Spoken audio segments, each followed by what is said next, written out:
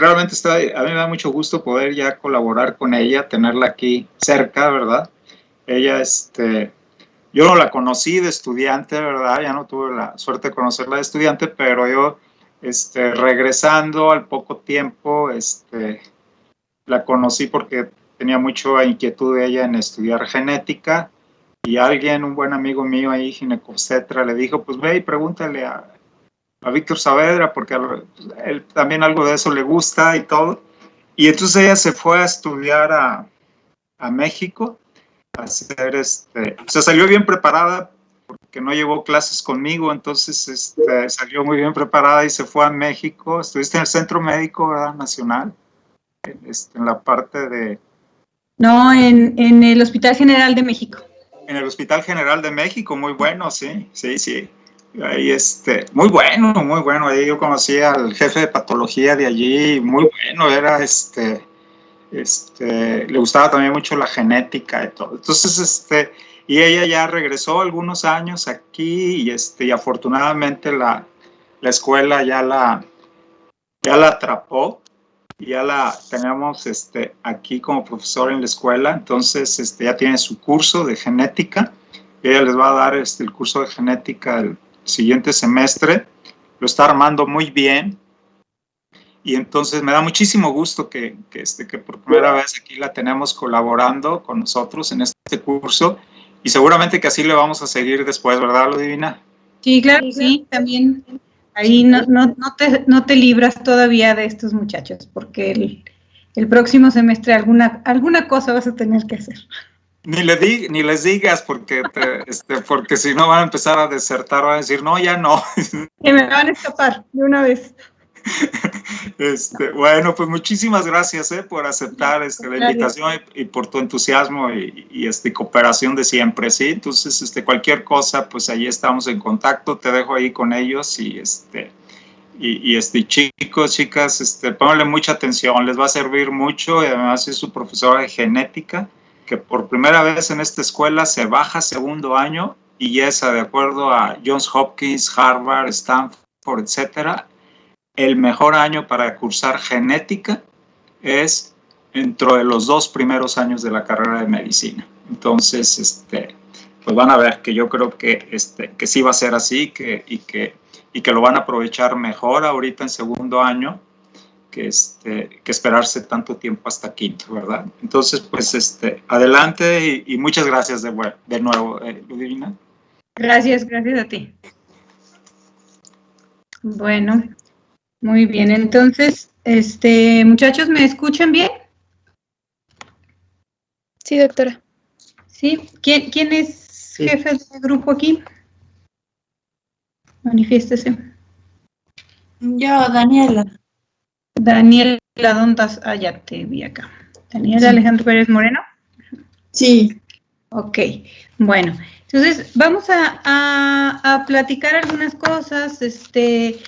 Básicamente me pidió Víctor que viéramos algo de los aspectos éticos y diagnóstico prenatal.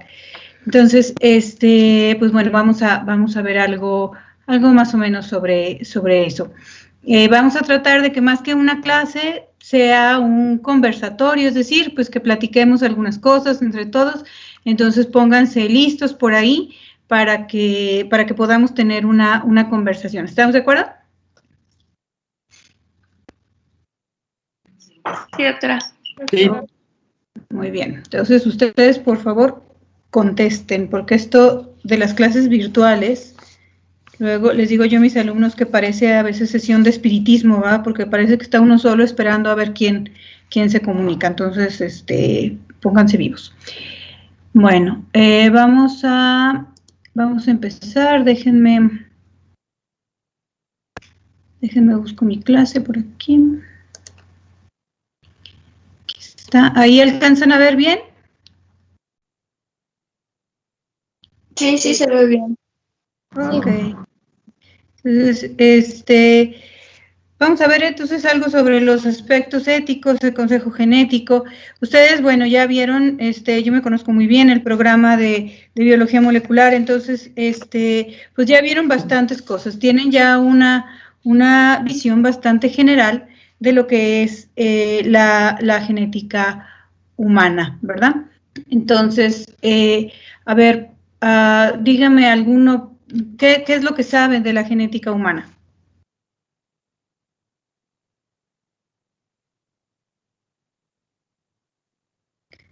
No sé, a ver, Mariana Palau.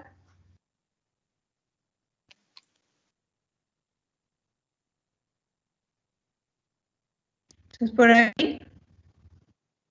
Sí, perdón. Sí, Mariana. Dime, por favor, ¿qué es la genética humana? ¿Qué es, hasta ahorita, qué es lo que has entendido sobre la genética? Más allá de la parte muy molecular, tú como médico, ¿qué vas a hacer con la genética? Pues es poder ver cuáles enfermedades son hereditarias genéticamente y ver si hay como una forma de, pues, de evitar que se hereden. Ok. ¿Alguien más? Sigo preguntando. Ciencia que nos puede ayudar, pues como dicen, a predecir o saber más o menos, bueno, por ejemplo, nosotros nos puede ayudar a saber si un individuo que va a hacer algo puede tener una enfermedad y pues saber si la podemos prevenir o simplemente tener conocimiento de ella para poder tratarla y dar mejor calidad de vida. Más o menos. Bueno, pues sí. Pues sí, en general la genética humana, bueno, pues, o sea, la genética como tal, bueno, es una rama grandísima de la ciencia, ¿no? Entonces tenemos que hay, pues, genética de animales, genética de plantas, genética de alimentos, o sea, la genética, pues, está en todo lo que tenga que ver con la vida, ¿no? Con la naturaleza. Y nosotros después, bueno, ya como médicos nos vamos a dedicar a la parte de la genética humana, que es la genética médica. La genética humana va a estudiar la variación heredada en los humanos. O sea, a grandes rasgos eso es lo que busca la genética humana. ¿Quiénes la estudian? Pues la estudian los biólogos moleculares, la estudiamos los médicos genetistas, la estudian los biotecnólogos. Pues la genética humana es un área que está pues dentro de muchas disciplinas. Nosotros como médicos vamos a estudiar esa variación heredada, pero en el rango anormal, es decir, vamos a entrar ya en el campo de la enfermedad. ¿Qué es lo que sucede cuando hay algún error en esas variaciones o algo que lleva a que funcione mal una persona, ¿no? Entonces, esa es la genética médica.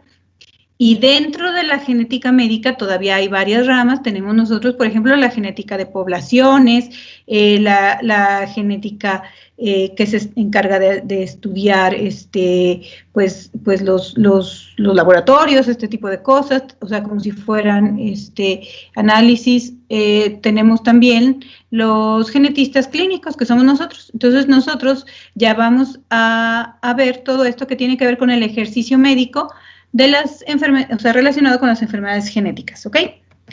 Entonces, en general esto es la genética. Ustedes ahorita, bueno, han estado viendo algo que tiene que ver con genética humana, es decir, con lo que es la biología molecular y algo que tiene que ver un poco con la genética médica. Han visto algunos temas que tienen que ver con algunas enfermedades de la genética. Ahora nosotros en el próximo semestre vamos a tratar de ver cómo se ejerce ese conocimiento, es decir, cómo nosotros vamos a interactuar con un paciente para aplicar todo esto que nosotros ya aprendimos sobre cómo funciona el cuerpo, cómo puede haber un error en esa función y entonces sí cómo lo vamos a relacionar con nuestros pacientes, ¿no? Cómo les vamos a hablar, de qué les vamos a hablar y qué es lo que les vamos a decir. De las enfermedades que han visto, ¿cuáles les han llamado más la atención? Alguien que me diga cuál ha sido la enfermedad que más le ha causado curiosidad o que más le ha impresionado o alguna enfermedad que a lo mejor no conocía.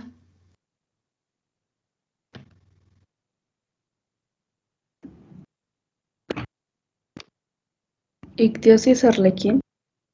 La ictiosis, ajá, esa ictiosis, ¿por qué te llamó la atención? Por cómo se presentan los niños y pues que a pesar de que pues ya hay tecnología aquí, aún así hay casos en los que no se detecta a tiempo y pues es muy rara. Ujú. Es rara y también causa un efecto bien importante, ¿no? En el paciente. Es una enfermedad bastante dramática, ¿no? Ahí donde están. Sí. Ujú. A ver, por ejemplo, no sé, ¿quién más? Ricardo Cuellar.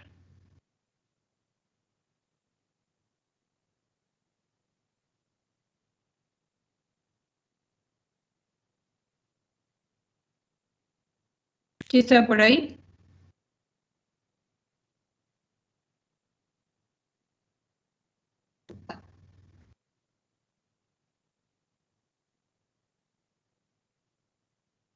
¿No? Bueno, a ver, Sergio Bermúdez.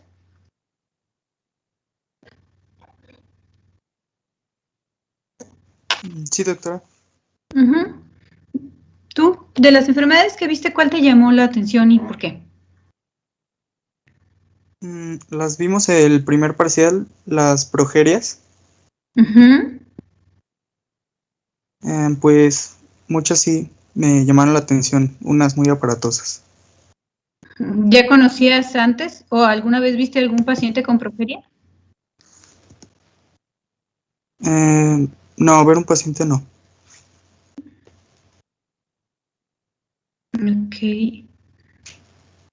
¿Y qué opinas de esa enfermedad? O sea, por qué te parece aparatosa o por qué te parece tan importante?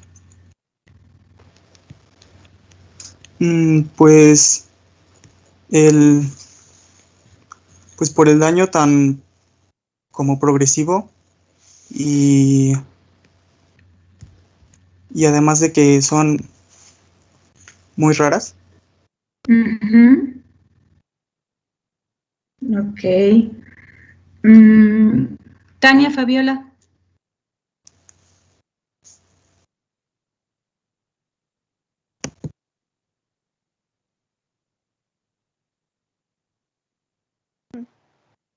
Sí, hola. Hola, Tania. Dime tú, ¿cuál de todas fue la que más te llamó la atención o qué fue lo que más te llamó la atención de este curso que estás terminando de la biología molecular? Pues igual las enfermedades, que había unas que sí eran muy raras y pues no sé, o sea, por ejemplo, también en el primer parcial vimos el síndrome de Edwards y también se me hizo muy interesante y también algunos otros síndromes. Ok. Y sinceramente, ¿tú qué piensas? O sea, ¿cuántos pacientes crees que vas a ver con este tipo de enfermedades? Muy poquitos. Ujú. Pero entonces, ¿cuál es la importancia de estudiar la genética?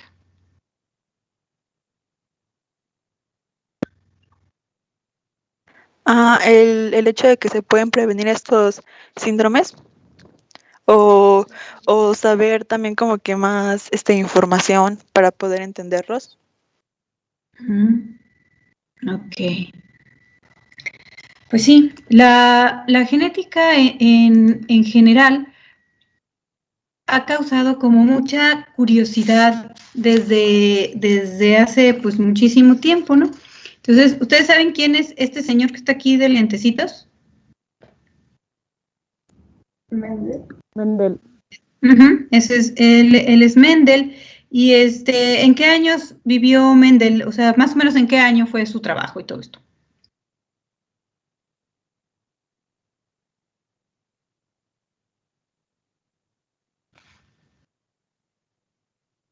¿No se acuerdan? ¿En 1960? Como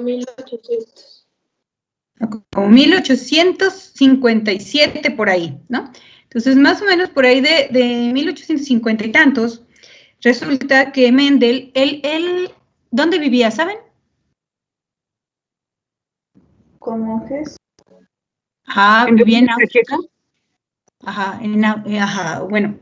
Él era de Europa del Este, él estuvo en varios lugares, estuvo en Austria, estuvo en la República Checa, estuvo en muchos lugares por allá, porque era un monje, ¿no? Y resulta que de repente él, al igual que muchos otros científicos, pues era curioso y tenía ideas que eran, pues muy evolucionadas para su época.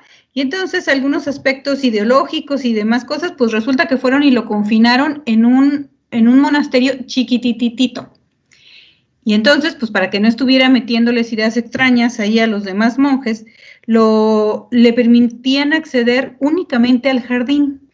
No podía ir a otros lugares como otros monjes. Entonces, él estuvo en el jardín, pero lo admirable de Mendel es que pues pudo haberse enojado mucho, pudo haberse frustrado, pudo haber hecho cualquier cantidad de cosas, pero en vez de todo eso, lo que él hizo fue observar. Y resulta que en ese jardín sembraban chícharos. Y entonces se dedicó a observar y a ver cómo eran las plantas. Seguramente esto no fue de un día para otro, porque pues bueno, si nosotros nos pasamos por un jardín, pues a lo mejor nada más vemos que hay plantas, pero ni siquiera les ponemos atención, ¿no?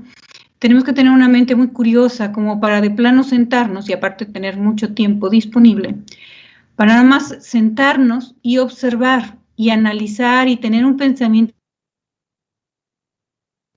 las cosas que estamos viendo, no nada más sobre las que nos dicen o lo que nos sucedió, sino poder llevar, a lo mejor él pudo llevar esa frustración que sentía hacia otro lugar y que no le estorbara para poder ver lo que tenía enfrente, ¿no? Entonces, él duró mucho tiempo, más o menos entre el 57 y el 64, algo así, en 1800, realizando el mismo experimento una y otra vez y viendo qué era lo que sucedía y lo volvía a hacer y lo volvía a hacer.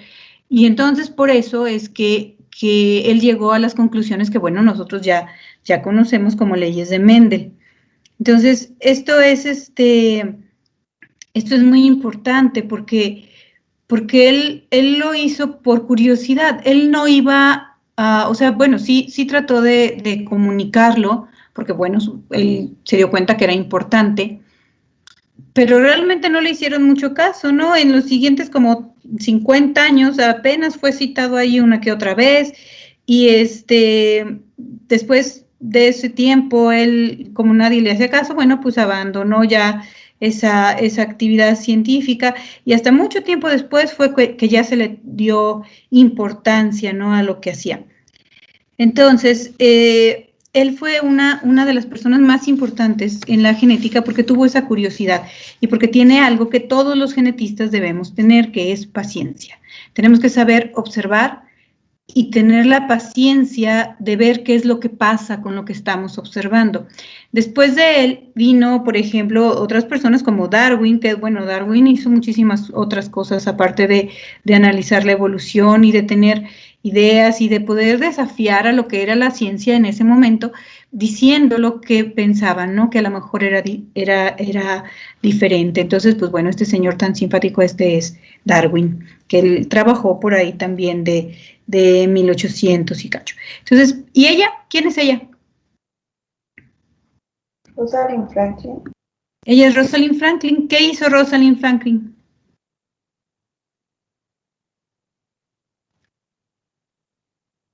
Fotografió el ADN. Él tomó ella tomó una fotografía del DNA, del ADN, y que era una fotografía así como con radiación, ¿verdad? Como si fuera una radiografía. ¿Y qué pasó con ella? ¿Quién me contestó? Por ahí, muchacho. Pues le robaron su trabajo, o no sé. Sí, se lo robaron. ¿Por qué dices que se lo robaron? Bueno, Watson o Crick. Uh-huh. Pues sí, Watson y Crick. Resulta que ahí había pues un equipillo y entonces sí, efectivamente le robaron su trabajo. Pues fue una cuestión ahí media de inequidad, una cosa así, pues, o sea, Rosalind estaba ahí metida en un laboratorio y por ahí alguien que trabajaba con ella vio su trabajo y fue y se lo llevó a Watson, ¿no? Tampoco le podemos echar toda la culpa porque Watson en ese entonces era muy joven. Digo, para la época pues ya era un adulto, pero ¿cómo cuántos años tenía Watson cuando recibió el Nobel? ¿Alguien sabe?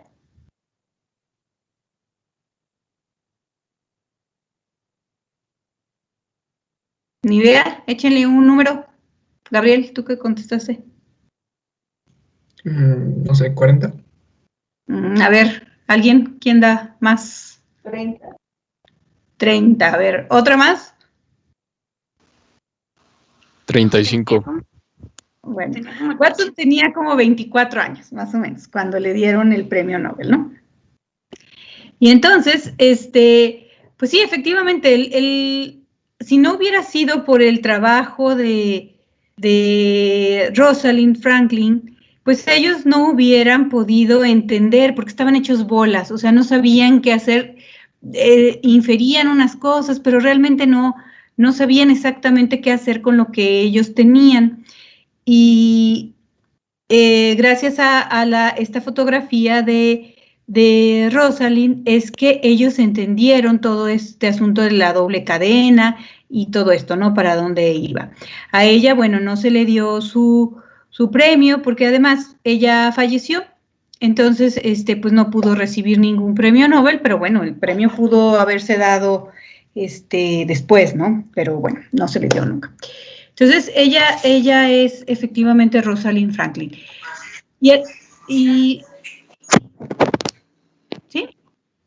Okay. Entonces, ella representa pues muchas cosas también, porque al igual que todos los demás, tuvo curiosidad, tuvo muchas cosas que nos llevan siempre a tratar de entender qué es lo que estamos haciendo. Y todos ellos representan esas características que tenemos, o que deberíamos o debemos tener los genetistas, ¿no?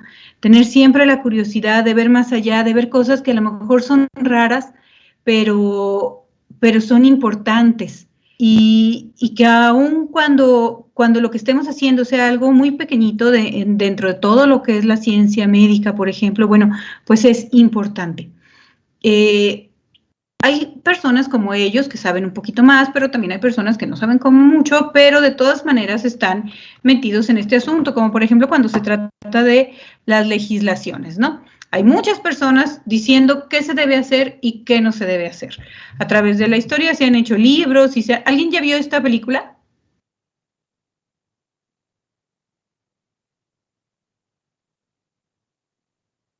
¿No? ¿Yo? ¿Quién eres? A ver, déjame te busco. Josué. Josué, ¿tú sí viste esa película? Es muy viejita, qué bueno, pero ¿tú la viste? ¿De qué se trata? Es como de, bueno, son como que humanos que ya nacen de modo artificial y como que les dan cuánto van a vivir y como que sin enfermedades. Y luego hay una persona que nace como de forma natural y creo que nada más va a vivir como 20 años porque tiene como una arritmia o algo así. Bueno, sí, en esa película es algo viejecilla, como de, ¿qué será? Como finales de los 80 se me hace. Y entonces, este muchacho que está aquí, efectivamente nace de manera natural y él se da cuenta de que, bueno, la sociedad ahora está organizada de manera eugenética y entonces los puestos que son más importantes y todo se los dan a las personas que no tienen ningún problema genético porque deciden que esto es más estable para la sociedad. En cambio, los que tienen algún error, bueno, pues se pasan a los oficios y entonces son pues los intendentes o las personas que son choferes o algún otro tipo de cosas, ¿no? O sea, los puestos o los lugares en la ciencia y en las universidades, etcétera, se reservan para las personas que genéticamente están bien hechos. Y él se da cuenta de todo esto y él decide que no debe ser así, que él tiene otras capacidades y no porque se prediga que va a pasar algo, bueno, él no va a tener acceso a muchas cosas. Entonces, pues trata de engañar ahí a tu mundo y de lograr hacer algo mejor de lo que ya le habían designado, ¿no? Entonces, esta película llama sobre todo la atención porque en los 80s, bueno, se sabía muy poco todavía, menos que ahora de la genética, pero ya se imaginaban muchas cosas. Y así como la ciencia ficción, resulta que a veces en los curules también se imaginan muchas cosas. A veces no nada más en los curules, a veces en los propios consultorios de otros médicos se imaginan muchas cosas. Y entonces no sabemos los médicos qué es realmente la genética, qué es lo que sí se puede hacer, qué es lo que todavía no se puede hacer, o qué es lo que se hace de manera diferente a la que nos lo imaginamos.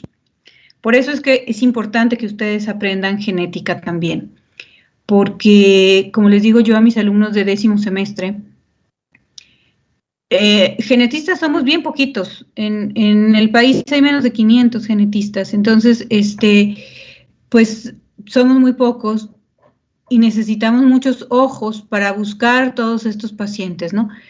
Y ustedes, pues van a ir al hospital y ustedes son los que lo tienen que ver. Ustedes van a ser médicos generales, a lo mejor otros van a hacer otras especialidades diferentes. Yo llevo aquí dando genética ya para 4 o 5 años y no hay ningún genetista, entonces, pero van a ser médicos en otras especialidades, van a ver pacientes y ustedes son los que tienen que saber qué es lo que tienen que buscar, qué es lo que hace un genetista cuando enviarlo, qué estudios pedir. Y de manera, pues como si fuera un bono, pues vamos a evitar hacer el ridículo tanto ustedes como yo. Porque muchas veces vamos a la residencia, por ejemplo, cuando yo hice la residencia, mandaban interconsultas a genética que la verdad estaban pues muy extrañas y lo único que se veía era que bueno, ese médico, ese residente, pues nunca había entendido nada y no sabía ni siquiera cómo expresar las cosas, ¿no? Entonces, esa va a ser una de las intenciones del siguiente curso, que ustedes entiendan de qué se trata la genética, qué es lo que sí se puede hacer y sepan expresarlo, para que después cuando salgan y digan, ¿dónde estudiaste genética? Pues todos seamos muy orgullosos de decir que la estudiamos aquí en San Luis Potosí, ¿no? Entonces, bueno, esto tiene que ver también porque quizá algunos de ustedes lleguen a la parte legislativa y entonces pues tenemos que saber qué es lo que nosotros sí podemos opinar, qué es lo que no podemos opinar, porque va a tener repercusiones, ¿no? En la medicina nacional. Pero aun cuando nada más llegaran a su consultorio, tienen que saber también qué es lo que se le tiene que decir a un paciente, qué es lo que no se le tiene que decir al paciente o cómo se van a decir las cosas. La bioética, pues trata de muchas otras cosas, ¿no? Pues a veces se piensa que la bioética es algo así como que muy etéreo, ¿no? O sea, sí las sabemos, pero realmente nadie sabe realmente qué hacer con eso y cuál es un criterio bioético, cuál es un criterio ético o pues humanista, ¿no? De toda esta parte de la medicina. Entonces, nosotros vamos a saber que para esto me trajo aquí ahorita Víctor, fue para ver cuáles son las consideraciones bioéticas relacionadas con la genética. Entonces, a ver, algunos de ustedes seguramente ya han oído por ahí algún tipo de debate o de opinión sobre el asunto de la genética, sobre las pruebas de laboratorio, sobre todas estas cosas que sirven para hacer diagnóstico genético o para emitir un dictamen, una opinión que tenga que ver con la genética, ¿no? Entonces, a ver, por ejemplo, Rubí Chapa, ¿tú qué has oído sobre este tipo de consideraciones?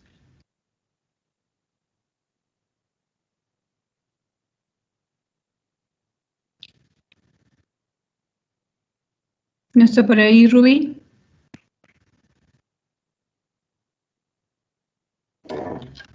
No. A ver, Rafael Rodríguez.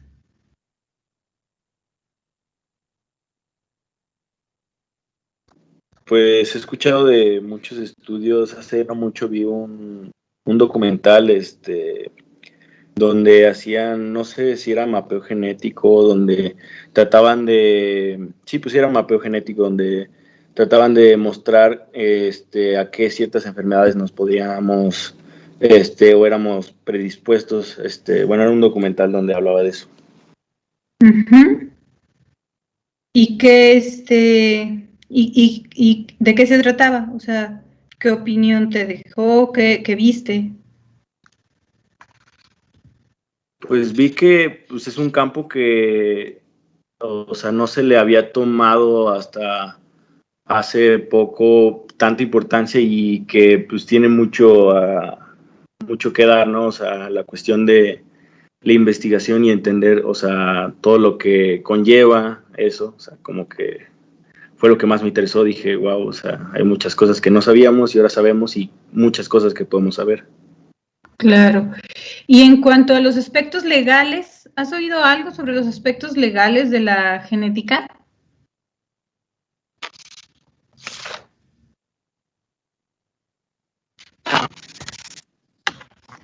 Pues podría decir que sí, pero más que nada como pues las películas, bueno, una que otra película que habla de esas cosas, pero pues nada así como leído. Ok. Bueno, eso va, o sea, involucra muchos aspectos que a fin de cuentas tienen que ver con la genética, como por ejemplo, sí se ha tratado de legalizar algo sobre los estudios de genética, o por ejemplo sobre el aborto eugenético. O sea, todas estas cuestiones tienen que ver con la bioética, tienen que ver con la ley, con el ejercicio de la ley. Entonces, eventualmente ustedes en su carrera, aquí en la escuela, pues, van a tener que aprender también cosas sobre normas, sobre reglamentos, sobre todas estas cosas, porque pues no se hace todo así nada más, porque sí, ¿no? O porque a alguien se le ocurre que es un buen experimento, como decía Víctor hace rato, pues no se hace así. Tiene que haber, sí, muchos puntos, muchos aspectos genéticos, pues, que estén bien definidos, porque tenemos que garantizar tanto el bienestar, la salud del paciente o de los sujetos de estudio, pero también tenemos que garantizar que los médicos, los científicos, podamos hacer este tipo de investigación. O sea, las dos cosas son importantes y las dos cosas tienen que ir como de la mano, ¿no? Entonces, para esto necesitamos que quienes se dedican a hacer estas leyes, pues estén bien enterados. Andrea, Michelle. Sí. ¿Tú crees que los legisladores están bien enterados sobre la genética? La verdad siento que no. O sea, como que a lo mejor tienen la idea, pero les falta como que investigar un poquito más y analizar bien las ventajas contra las desventajas. Claro. ¿Y cómo piensas que un legislador que es, por ejemplo, un diputado, que ahorita sabemos, bueno, hay diputados que son deportistas, hay diputados que son actores, hay diputados que son, pues sí, algunos son abogados, hay otros diputados que son, pues, no sé, o sea, tienen cualquier otro tipo de oficio, carrera o lo que sea. Entonces, ¿cómo imaginas que una persona que tiene este tipo de preparación va a emitir una opinión sobre algo científico, sobre algo médico? ¿Qué es lo que tendría que hacer esa persona, Andrea? Creo que sí tendría mínimo que leer un poquito más o indagar un poquito más sobre el tema, el tema genético que quiera saber o quiere emitir una ley, pero pues desgraciadamente se guían por lo que piensa por lo popular, por lo que diga la mayoría de la población, mientras a ellos les generen votos o les genere como que la población esté contenta, pues es lo que ellos van a hacer, pero siento que sí deberían de mínimo pues leer un libro. Claro, algo, ¿no? Por ahí decían hace algunos días, porque son más, o sea, porque son más populares todas estas teorías así muy locochonas que andan ahorita por ahí que las teorías científicas. Bueno, pues porque para entender las teorías científicas se necesita estudiar, ¿no? Entonces a veces pues nos da un poco de flojerilla. Pero pues sí, o sea, los legisladores y todo lo que es, por ejemplo, la Cámara de Diputados, la Cámara de Senadores, deben tener un grupo de asesores.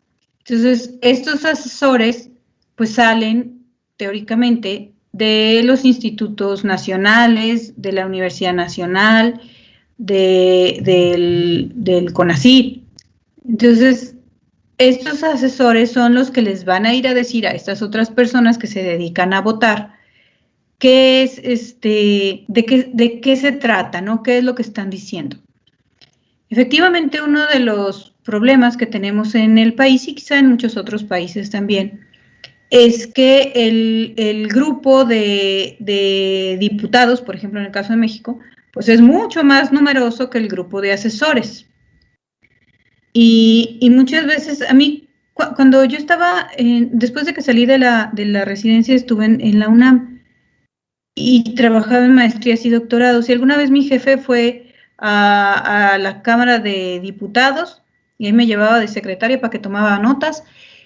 Y la verdad es bastante frustrante porque, bueno, es un recinto impresionantemente grande y los expertos hablaban y los diputados también. Entonces, de repente, todos los expertos, que eran personas muy, pues que sabían mucho de lo que estaban hablando, eran profesores de la universidad, algunos otros eran del Instituto Nacional de Nutrición, etcétera.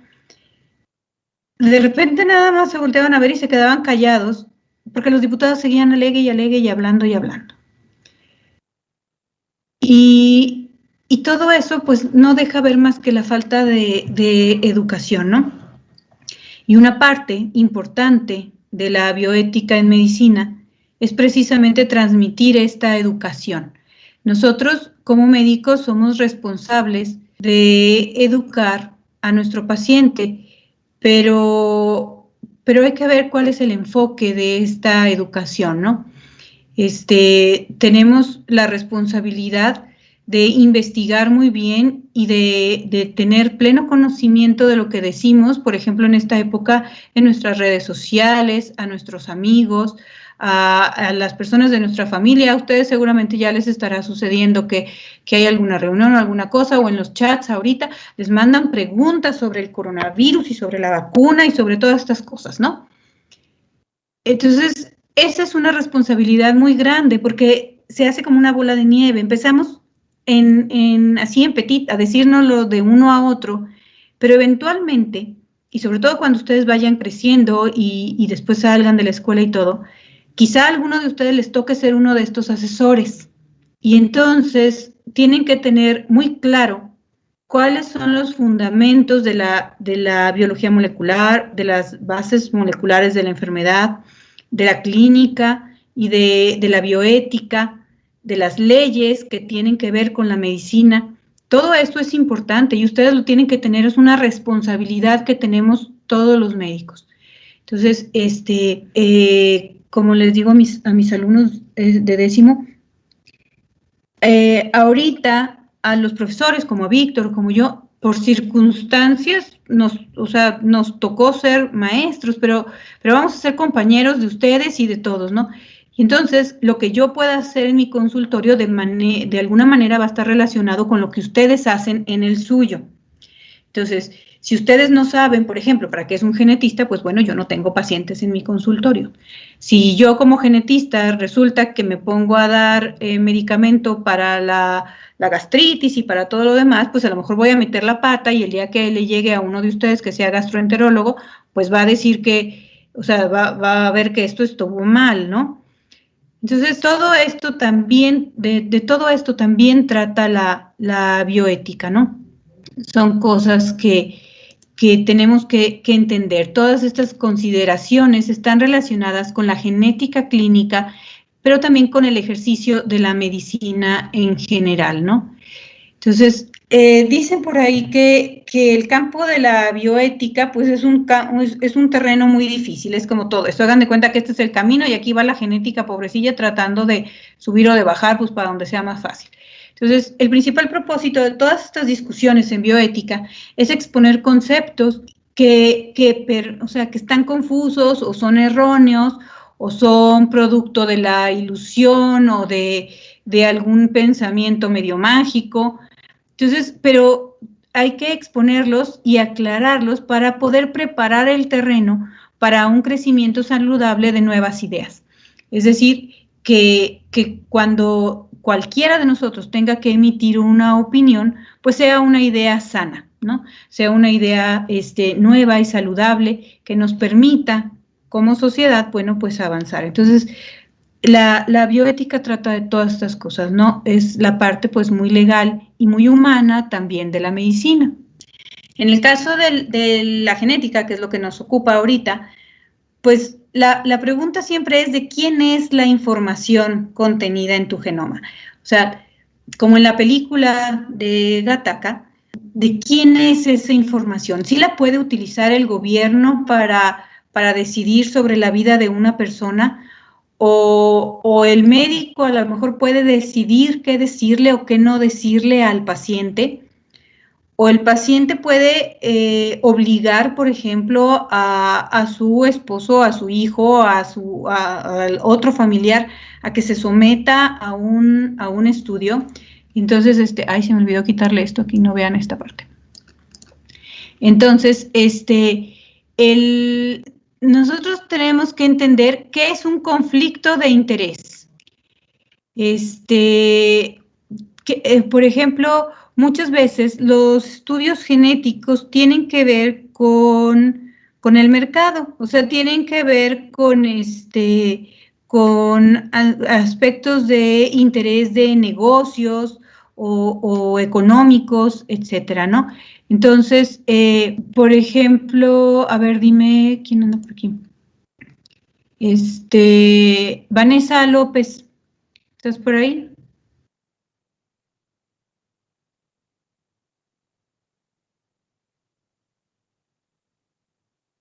¿No está Vanessa López? ¿Alguien más? Está, Nubia, Jazmín. Sí, aquí estoy. Ok. A ver, ¿qué es un conflicto de interés? Pues me imagino que es cuando, pues hay dos partes, ¿no? En la que unas personas,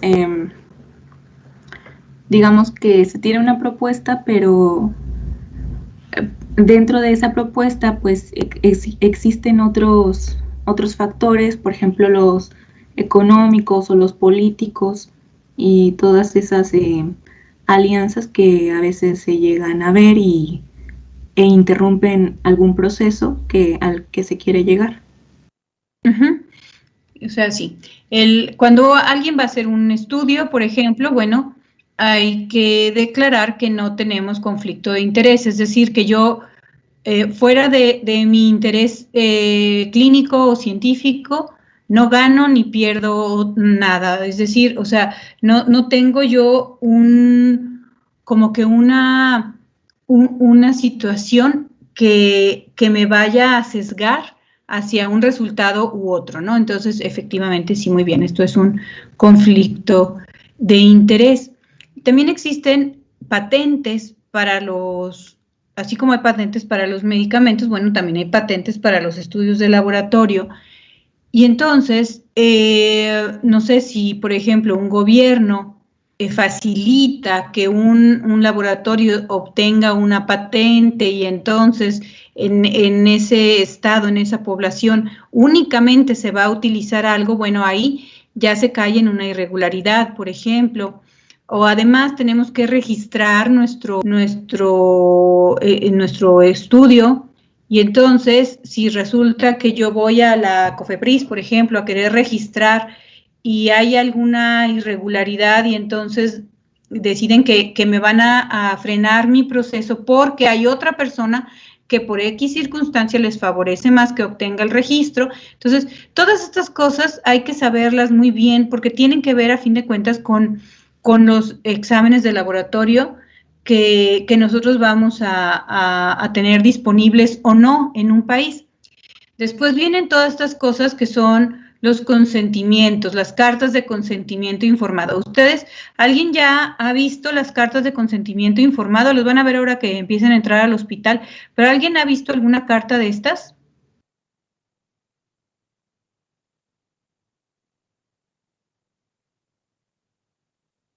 El nacimiento.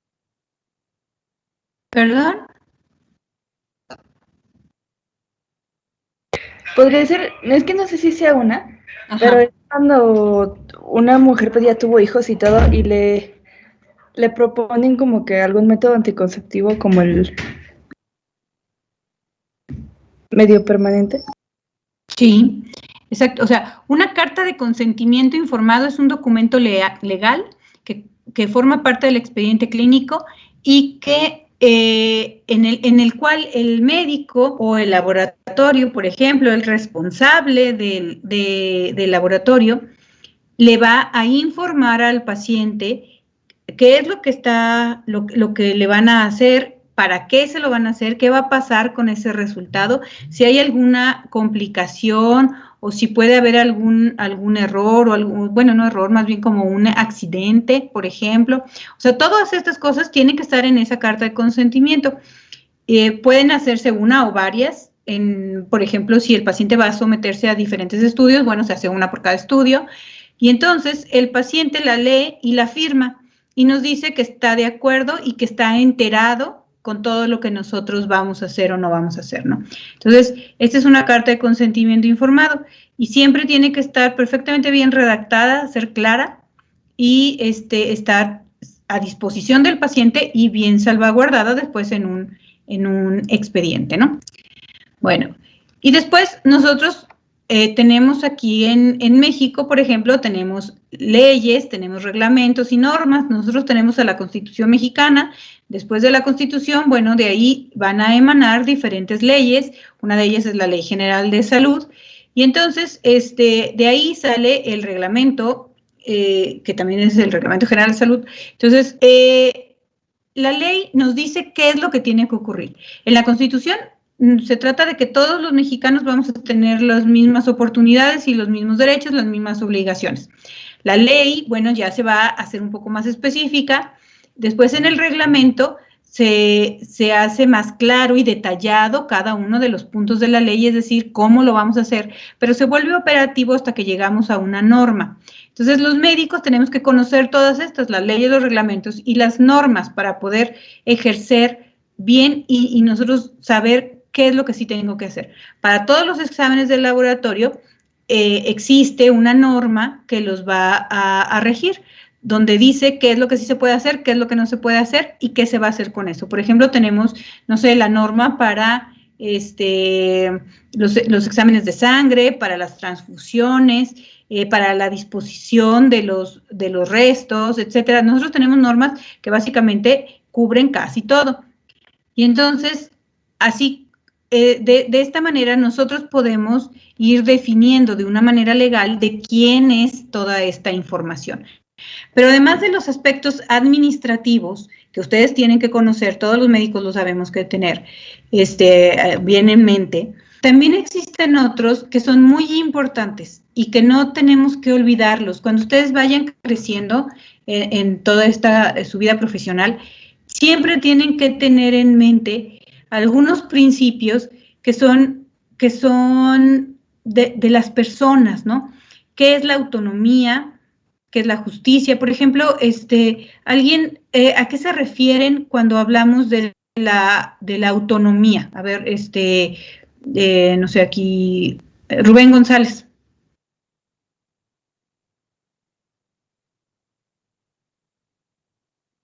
Sí, hola doctora. Hola. ¿Lo de autonomía? Sí, cuando en bioética o en leyes pues se habla de autonomía, ¿de qué estamos hablando? Pues de que el individuo, o en este caso, pues sí, el paciente debe tener la capacidad de tomar una decisión pues propia sin que se vea influido o como obligado, ¿no?, a tomar una decisión. Exacto. Esto es muy importante. O sea, nosotros no podemos, por mucho que yo sepa que un estudio es muy importante o que yo tenga una opinión sobre un acto médico u otro, yo no puedo influir en mi paciente, o sea, no puedo coaccionarlo, no puedo tratar de obligarlo, ni hacer todo por convencerlo sobre uno solo de estos aspectos, ¿no?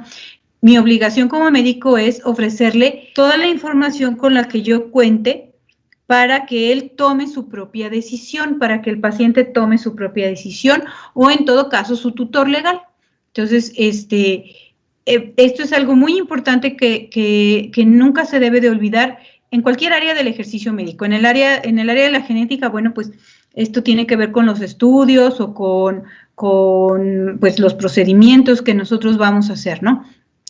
Tenemos que ser justos, es decir, se le tiene que ofrecer lo mismo a todos. Todos sabemos que cada quien tiene pues capacidades diferentes desde varios puntos de vista, pero tenemos que ofrecérselos a todos. Después existen unos términos, unos que se llama principio de beneficencia y la no maleficencia. ¿Alguien sabe qué es el principio de beneficencia?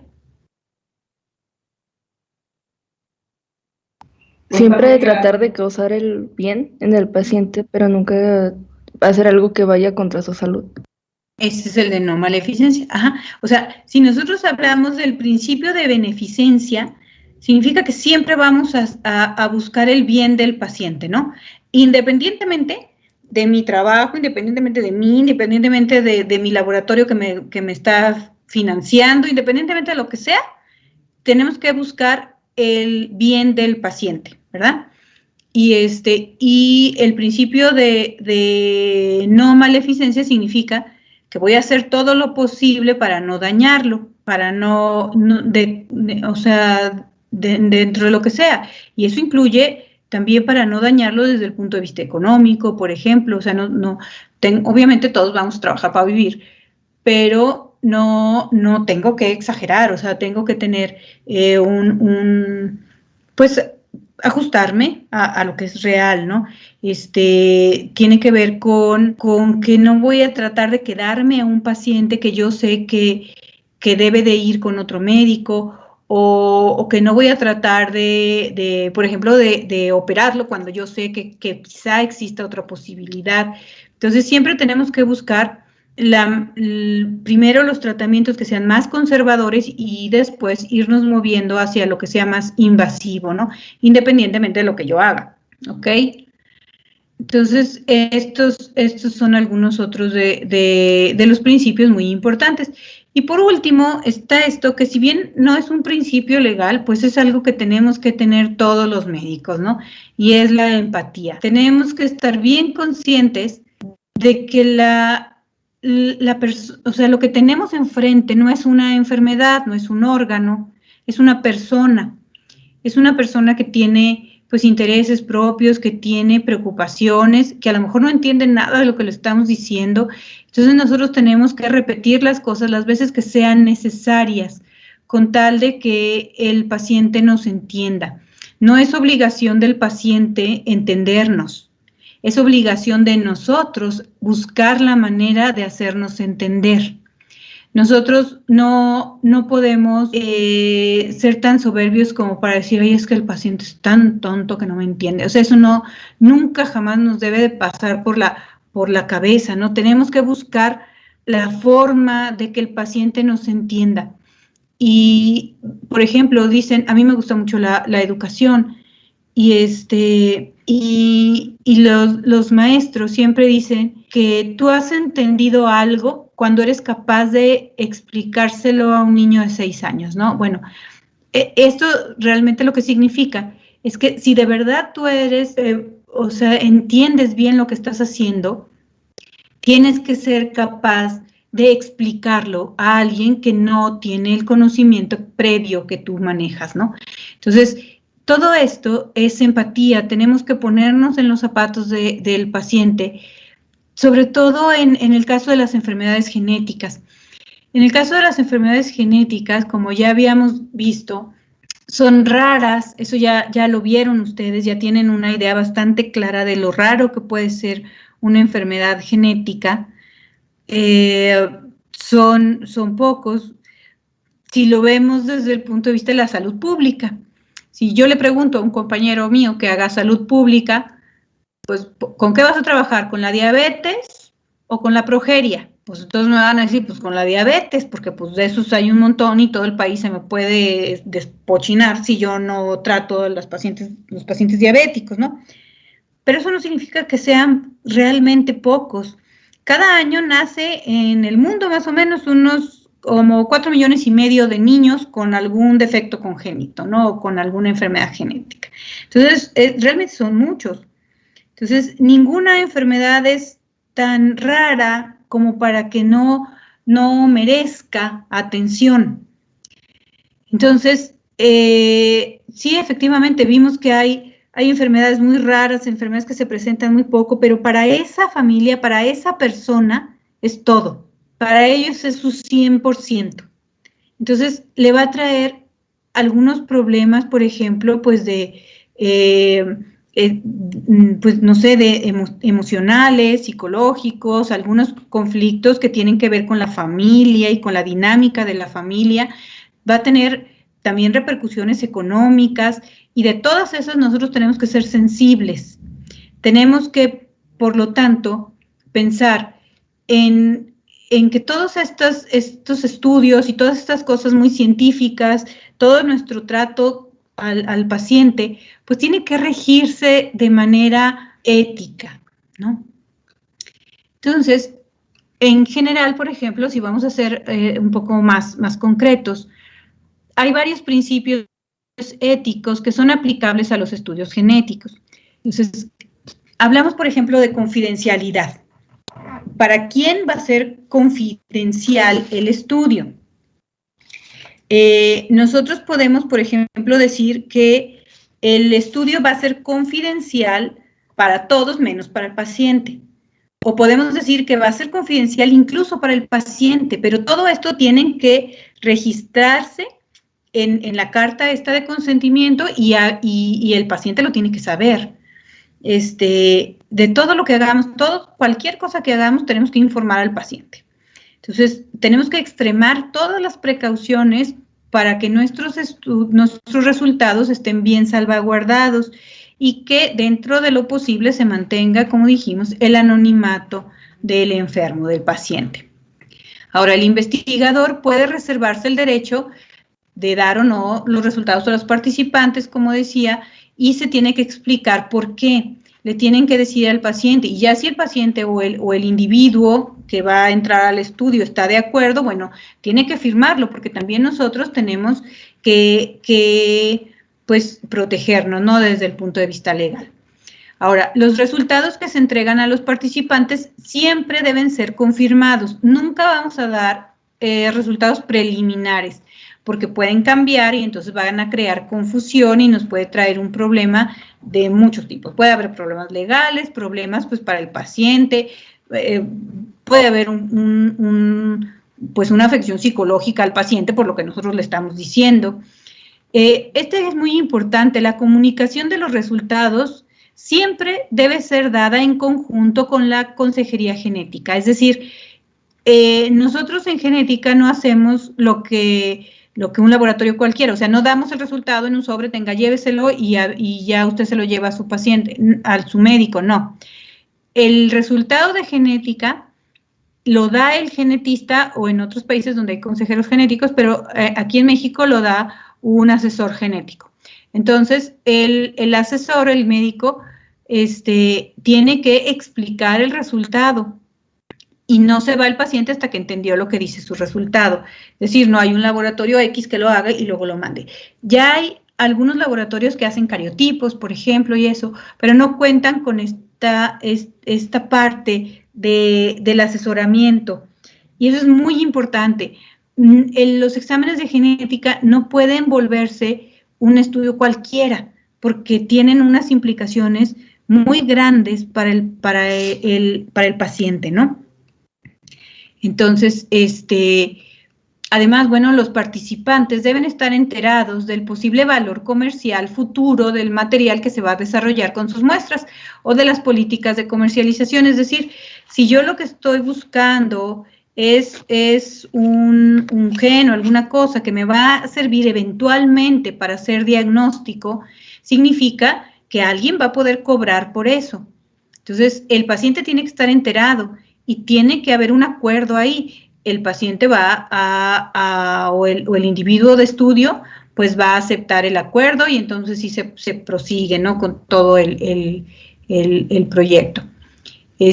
Los posibles riesgos de ansiedad, estigmatización, discriminación deben ser incluidos en el consentimiento informado.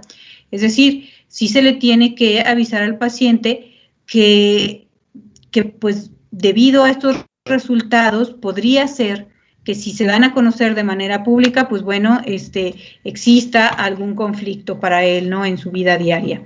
Nosotros lo tenemos que evitar, pero si aún con todas nuestras medidas existe ese pequeño riesgo, bueno, se tiene que avisar para que no lleguemos a lo que sucedió en esta película, ¿no? Y un aspecto muy importante es el de los niños. Cuando estamos hablando de pacientes pediátricos o de individuos menores de edad, ellos solamente deben incluirse en un estudio cuando las enfermedades sean relevantes para la edad pediátrica. Es decir, si es un estudio que puede esperar a que sea un adulto, bueno, se espera que sea un adulto. ¿Qué significa que sea relevante? Bueno, que a lo mejor voy a desarrollar un tratamiento o a lo mejor voy a saber cómo prevenir una complicación o cómo puedo prevenir, por ejemplo, que el paciente en el futuro desarrolle tal o cual enfermedad. Es decir, todos estos puntos deben de tomarse en cuenta cuando nosotros hablamos de los estudios, ¿no? Antes era relativamente fácil porque como veíamos, por ejemplo, con Mendel, con Darwin, pues eran investigaciones que se hacían de manera individual. Entonces solamente un médico o un científico sabía lo que estaba haciendo y ya. Después empezaron a crear grupos de trabajo pequeños, como por ejemplo Watson y Crick y estas personas. Eran grupos muy pequeñitos, pero eventualmente, ahora que estamos en la era del genoma humano, esta información tiene que estar disponible para todo el mundo. Entonces se crean redes grandes que son nacionales, internacionales, algunas son privadas o algunas pertenecen a los estados, y entonces, o sea, los gobiernos, y se tiene que entender que tenemos que cumplir con todos estos puntos, estos requisitos para poder manejar toda esta información de manera ética y de manera responsable, ¿ok? Bueno. Nosotros, hasta aquí, ¿hay alguien que tenga algún comentario sobre esto? ¿Alguien que tenga alguna duda?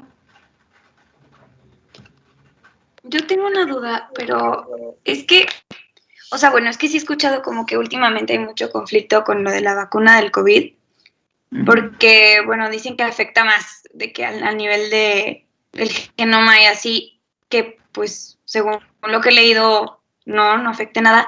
Pero, o sea, ¿por qué se cree esto? ¿Hay algo que, o sea, sí, como algunas terapias o vacunas que hagan esto, o es solamente desinformación? Porque pues si no he leído, o sea, bueno, yo no he visto nada como que de terapias que sí puedan alterar de verdad mucho. Mira, eso es algo como muy o sea, es complejo, no es algo que se pueda tomar como muy a la ligera, tanto la desestimación de una vacuna como la creación de una vacuna. Entonces, todos estos laboratorios ya pasaron por todos estos procesos. Y entonces, si ustedes todavía no llevan inmuno, ¿verdad? Sí, ya. ¿Ya llevaron inmuno? Ah, ok. Entonces, ya. Ustedes saben que hay vacunas que son de diferentes tipos, ¿no? Entonces, tenemos vacunas que tienen alguna proteína, por ejemplo, algunos tienen algún producto, por ejemplo, como los toxoides y estos, y hay otras vacunas que tienen material genético, como el DNA o el RNA del virus, otros tienen proteínas de las cápsulas, por ejemplo, que son los viriones, este tipo de cosas. O sea, tenemos muchos tipos de vacunas. Entonces, si todos los laboratorios, los que están trabajando ahorita con las vacunas, ya pasaron por estos procesos de autorizaciones en cuanto a la situación ética y legal en sus países, ¿no? Son laboratorios que han trabajado con mucho tiempo. Fue rápido. Esta duda y esta desconfianza también se puede generar, yo pienso, porque dicen es que es muy rápido. Para otras vacunas se tardaron años y para esta es muy rápida.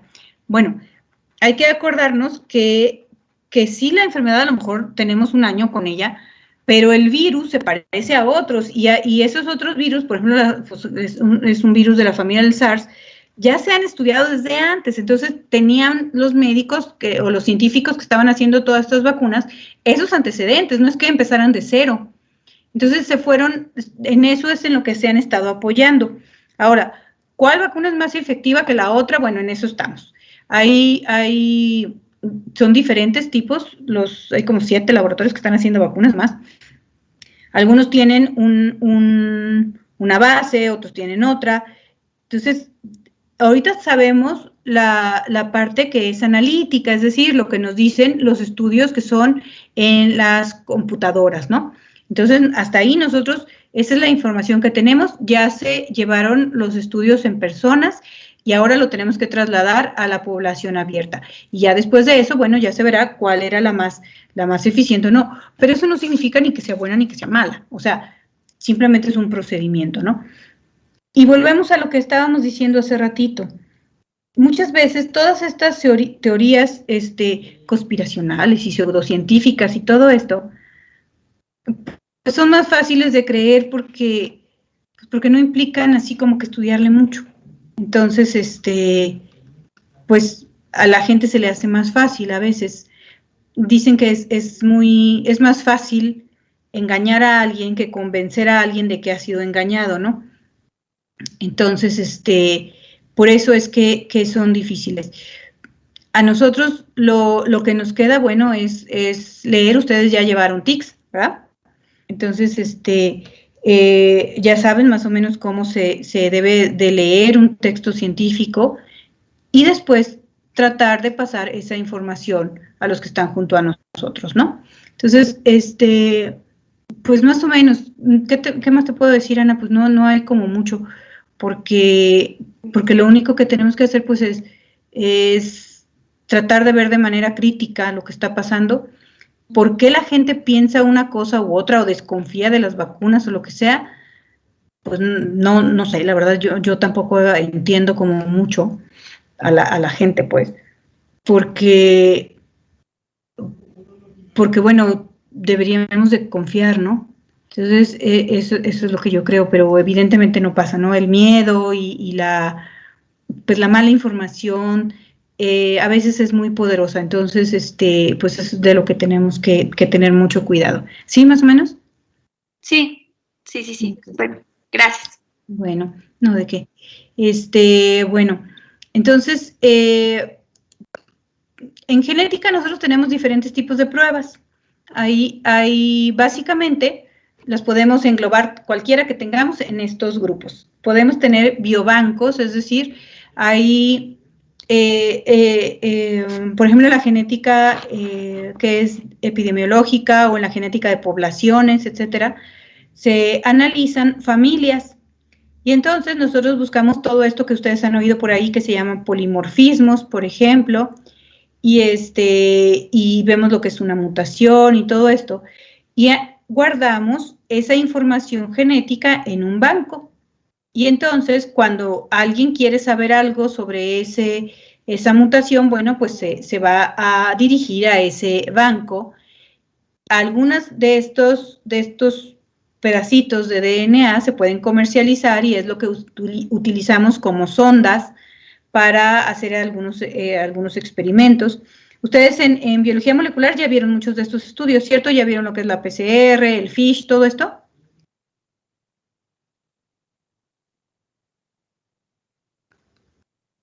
¿Sí? Sí. Ok, sí los vieron, ¿no? Bueno, y entonces vieron que, por ejemplo, para el FISH, pues yo necesito una sonda, la mando y detecto una parte ahí en un cromosoma, ¿no? Pues todo esto sale de estos biobancos. Después tenemos pruebas que son diagnósticas y entonces utilizamos también una de estas sondas y nosotros podemos decir si un paciente tiene o no tiene alguna enfermedad. Obviamente hay más enfermedades que pruebas diagnósticas, tenemos bien poquitas, pero bueno, algunas son sumamente caras, otras son menos caras, etcétera. Tenemos además pruebas de tamizaje. ¿Qué es una prueba de tamizaje?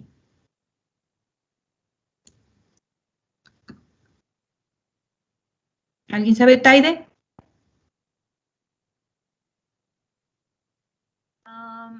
Sí, creo que son pruebas para guiar un diagnóstico, para saber qué otras pruebas deberíamos de hacer. Más o menos, sí, o sea, tamizar, a ver, Taide, ¿tú has hecho pasteles? ¿Galletas? No. Nunca haces pasteles. Bueno, si tú sigues una receta, ahí en la receta dice que hay que tamizar la harina, por ejemplo, ¿no? O cernir la harina. ¿Para qué se hace eso?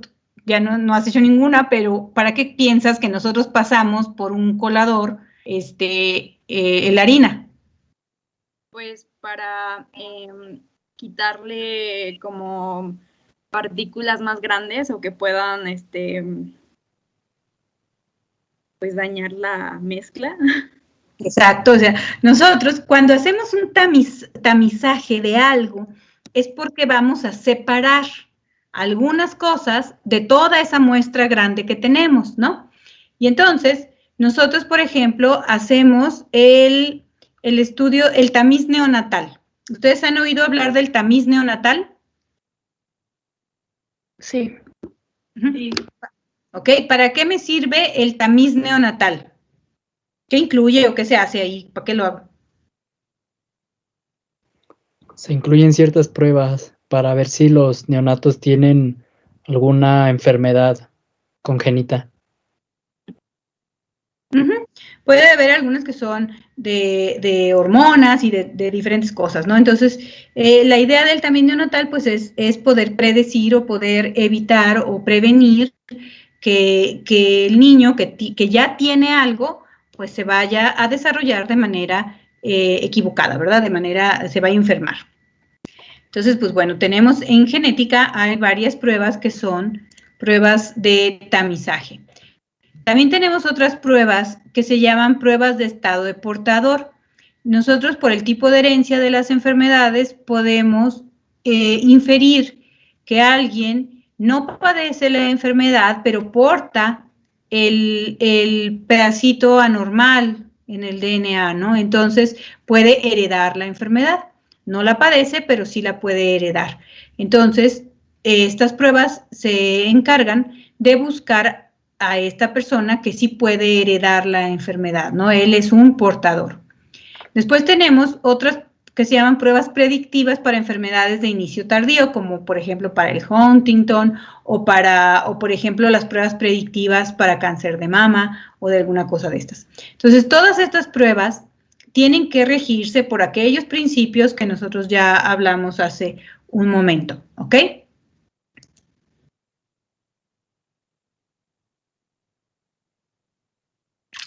¿Sí están viendo la ventana compartida? Solo la diapositiva que dice biobancos y eso. Sí.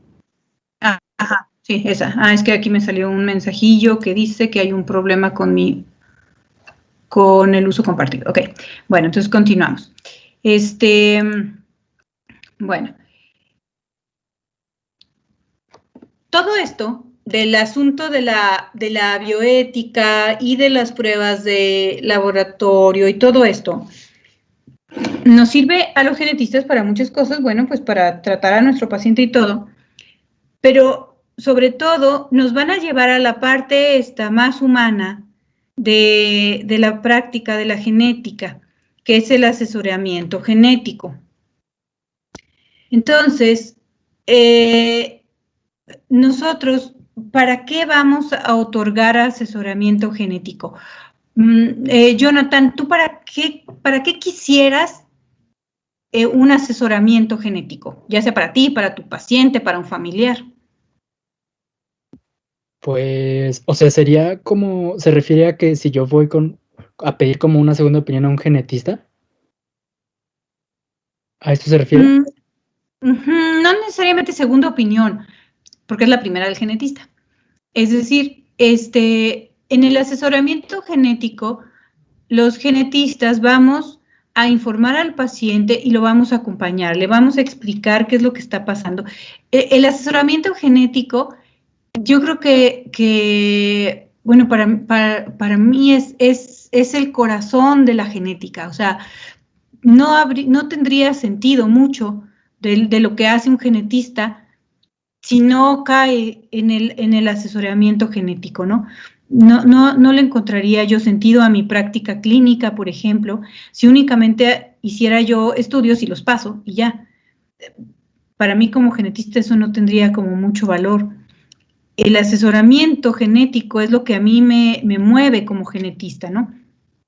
Es decir, durante el asesoramiento genético yo voy a tratar a una familia.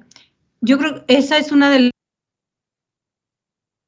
diferencias entre los genetistas y algunos otros médicos, algunas otras ramas, pues, de la medicina.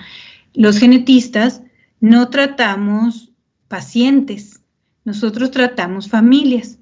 Es decir, viene un paciente y no es como, por ejemplo, no sé, otros campos, que a lo mejor se puede minimizar así como que hacer cada vez más cerrado el trato a la persona hasta llegar a... Entonces, por ejemplo, el neumólogo podría dedicarse únicamente al pulmón y ya. El nefrólogo, bueno, nomás ve el riñón y ya no ve otra cosa, ¿no? Y los genetistas no podemos hacer eso.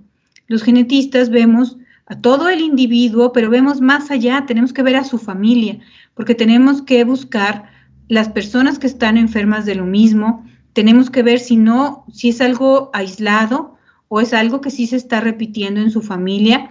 Es más, nosotros llegamos todavía más allá porque vemos la futura familia de ese individuo. ¿Qué va a pasar con sus hijos o con los hijos de sus hermanos, por ejemplo, con sus nietos? Todas estas personas son nuestro paciente y nosotros en el asesoramiento tenemos la obligación de informar al paciente, de educar al paciente y de apoyarlo y acompañarlo en todo ese proceso, de facilitarle el trayecto. Muchas veces los pacientes vienen de un camino así como aquel que estaba ahí en la foto lleno de piedras y ya fueron con un montón de médicos que nadie supo de qué se trataba y todos lo pasaban de uno al otro, pero nunca llegó con alguien que sí le supo decir quién era, ¿no? Y entonces eso hace que su experiencia de la enfermedad sea compleja. A lo mejor no es el número de pacientes en México que tiene hipertensión arterial, pero yo creo que sí es el número de pacientes que más ha batallado con la enfermedad, ¿no? Que ha tardado más en llegar a que alguien le diga algo. Muchas veces los genetistas no llegamos a ningún diagnóstico. Muchas veces tardamos muchos años en llegar al diagnóstico, pero al menos sabemos acompañar al paciente en esa experiencia de enfermedad. Y yo creo que esta característica que nos enseñan a nosotros en la residencia de genética deberían de compartirla también todos los otros especialistas, todos los otros médicos, ¿no? Porque nuestro paciente pues es algo más que un pulmón o un riñón o un estómago. Nuestro paciente es muchas cosas, tiene una familia, tiene una vida y todo se va a ver influenciado o en todo va a repercutir su enfermedad, ¿no? La experiencia que tiene de esta enfermedad. Entonces, esto es algo que para mí es muy importante comunicárselos a ustedes porque yo creo que es como les digo, el corazón de la práctica médica, ¿no? Entender la experiencia de la enfermedad y poder apoyar al paciente, explicarle bien, que entienda y que sepa que no, pues hay que tenerle miedo a no tener la información, ¿no? No a la información en sí. Entonces, todo esto nos lleva a algo que es ahora actual, que se llama medicina personalizada. Hace algunos años se hablaba de la medicina especializada o la medicina subespecializada, y entonces pues los médicos hacíamos especialidades y subespecialidades. Ahora se llaman altas especialidades, ¿no? Porque se trata precisamente de darle esa connotación como más global a la medicina. Es decir, nosotros vamos a ver al paciente con todos sus entornos. Nosotros vamos a ver que la medicina es compleja, tanto como complejo es un organismo. Entonces nosotros podemos hacer una correlación entre las bases básicas, moleculares de una enfermedad y la enfermedad en sí, y después en lo que es su vida general del paciente, ¿no? En todos estos ambientes nosotros tenemos una influencia y tenemos que ser bien conscientes, ¿no? De esto, y tenemos que ser muy cautelosos. No hablar por hablar, nunca jamás decir algo de lo que no estamos seguros. En genética, por ejemplo, eso ya lo veremos el próximo semestre, pero difícilmente el genetista en la primera consulta dice el diagnóstico. Aun cuando yo lo sospecho así como que fuertemente, no lo decimos, porque puede ser que yo tenga después otro dato que cambie. Entonces tenemos que ser muy cautelosos con lo que le decimos al paciente. Tenemos que ser muy empáticos y entender el dolor del paciente, ¿no? El dolor del paciente habla más allá de la sensación física, de todas las repercusiones que tiene la enfermedad sobre su vida. Por ejemplo, les voy a contar, cuando estaba yo en la residencia, tuve una vez una paciente, una persona, una mujer que estaba embarazada, y entonces, bueno, pues su bebé tenía un defecto enorme del abdomen, pues prácticamente no tenía pared abdominal, todos los órganos de fuera. Entonces, pues esto fue una tragedia, y en lo que estábamos viendo que se podía hacer por la salud de la paciente, me envían a la paciente. Y de verdad, no les miento, tardé yo 3 consultas en que la paciente pudiera hablar, porque nada más lloraba. Y lloraba y lloraba, y pues yo no sabía ni por qué estaba llorando, ¿no? Nada más yo la veía muy afligida, pues muy triste y muy asustada. Ya hasta que ya por fin, ya me platicó. Bueno, lo primero que me dijo es que doctora, yo quiero que usted me diga qué tan monstruoso está mi hijo. Así utilizó la palabra monstruoso.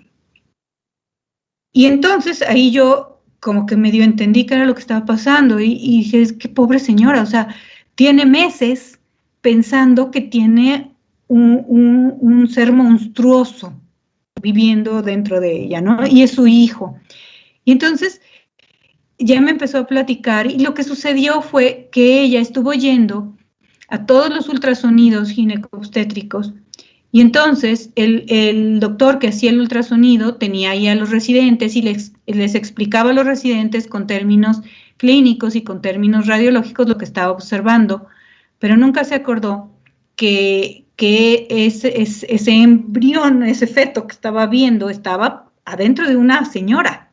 Y la señora, o sea, estaba escuchando, porque pues no le tapan los oídos, ¿va? Entonces, la señora no entendía nada. Y la señora no tenía ánimo ni para preguntar y después le dio más miedo y menos ganas tenía de preguntar. Entonces la señora se imaginaba que su bebé era una cosa monstruosa. Y eso es horrible, ¿no? Entonces, esto pasa muy seguido. Cuando nosotros pasamos visita y cuando vamos a ver al paciente, nos olvidamos que el paciente va a tener una interpretación de aquellas cosas de las que nosotros estamos hablando. Entonces tenemos que tener muy conscientes ese detalle, ¿no? Saber que todo lo que nosotros vamos a decir va a tener una interpretación en la cabeza del paciente. Y el paciente no tiene por qué tener la interpretación correcta. Nosotros tenemos la obligación de expresarnos de manera que él entienda lo que está pasando, ¿no? Y de manejar, pues, la parte psicológica y emotiva de lo que vamos a tener. Esa es la consecuencia de lo que nosotros decimos como médicos. Entonces, y de eso se trata la medicina personalizada, que a fin de cuentas es con lo que ustedes van a trabajar y con lo que ustedes van a tener que vivir cuando salgan de la escuela, ¿no? Es un concepto de medicina que es, para mi gusto, es mucho más científico y mucho más humano que lo que hacíamos como especialistas, ¿no? Los maestros, había grandes maestros en la Facultad de Medicina como lo hay ahora, y siempre decían que la medicina es un arte. Pues sí, sí lo es un arte, ¿no? Porque a fin de cuentas la ciencia y el arte son situaciones complejas, así como lo son los organismos, ¿no? Y de eso se trata la medicina personalizada. Ok. Bueno, pues ya eso es todo lo que yo les tengo que decir, es algo muy general. Les doy las gracias por haberme escuchado, por estar aquí, estar conmigo. Si alguien tiene alguna duda, algún comentario, entonces, dígalo ahora o calle por un mes y lo puede decir en el siguiente semestre.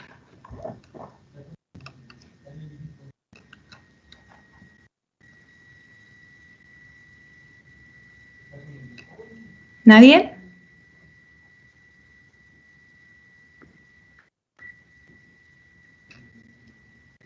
Doctora. Sí, Andrea. Por ejemplo, ¿qué consideraría para alguien que pues se sabe que, por ejemplo, su hijo podría tener una enfermedad, que es portadora de una enfermedad, pues que sí le va a hacer mucho daño al hijo y que se puede prevenir pues no teniendo hijos?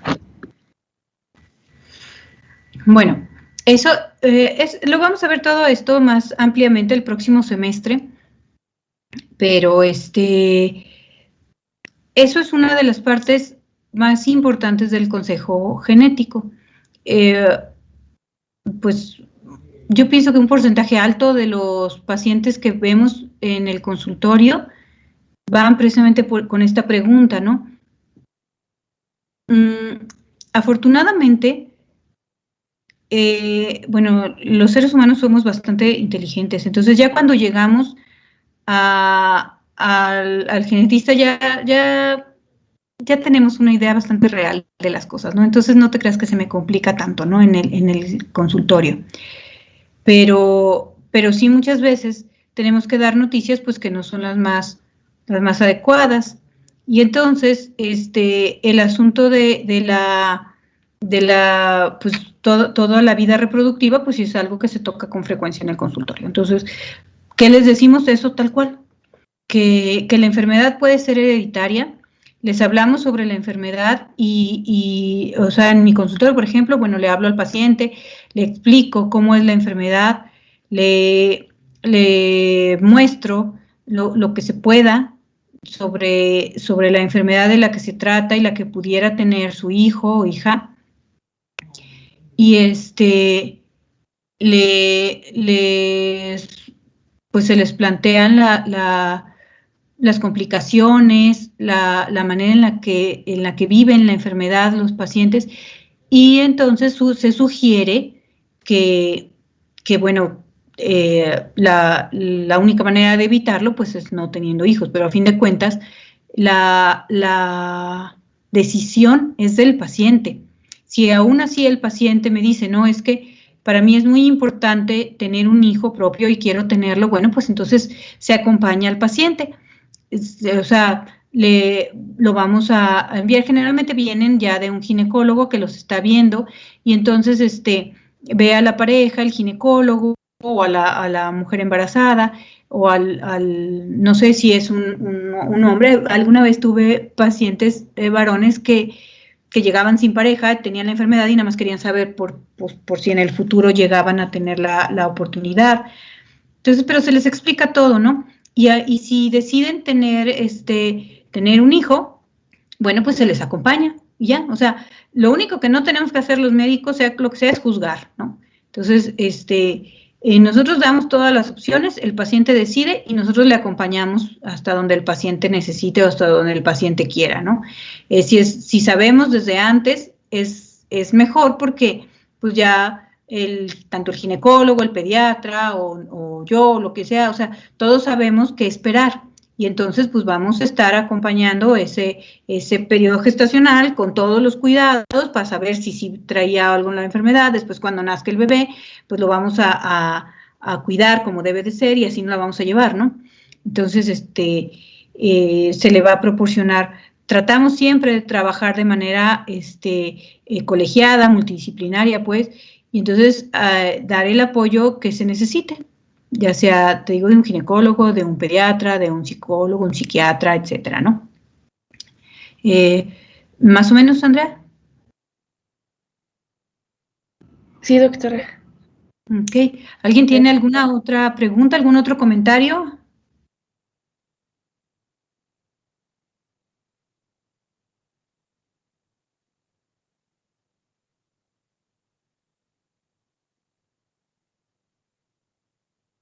¿No? Bueno, entonces, si ya no hay más dudas, más preguntas, bueno, pues eso fue todo. Muchas gracias. Nos vemos el próximo semestre. Ya en cuanto empecemos, bueno, veamos, nada más les adelanto, bueno, el curso está armado ahorita de manera en línea. No hay clases presenciales.